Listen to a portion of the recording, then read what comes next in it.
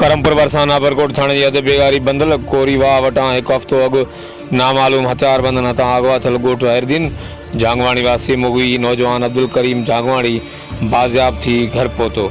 घर पहुंचण से संदस्य घर में खुशी वारो माहौल आए।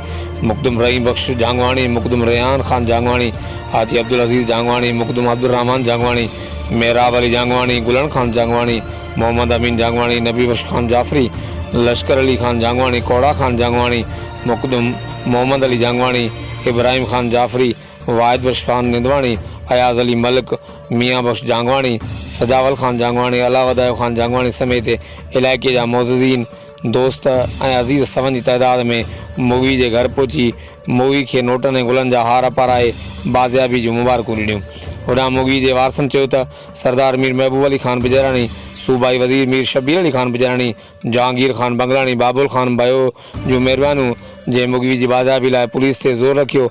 मोज़ीज़ीन जी महिरबानी सां मुगी की बाज़ियाबी अमल में आई आहे।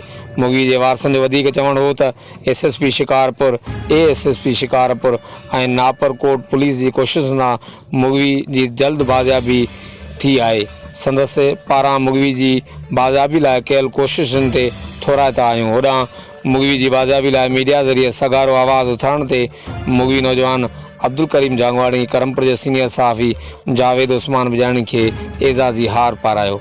हर वक्त आगारण लाइ ॾिसंदा रहो GTN वेब न्यूज़ करमपुर। सरदार बिजराणी महबूब खान जो भी थोरो, सरदार मीर शबीर खान जो भी थोरो, बाबुल खान भाई साहब जो भी थोरो, करमपुर एसे जो नापरकोट जो उन जो भी थोरो, SP साहब जो भी थोरो। रात छोकरो मोटायूं 10:30 बजे। मेहरबानी।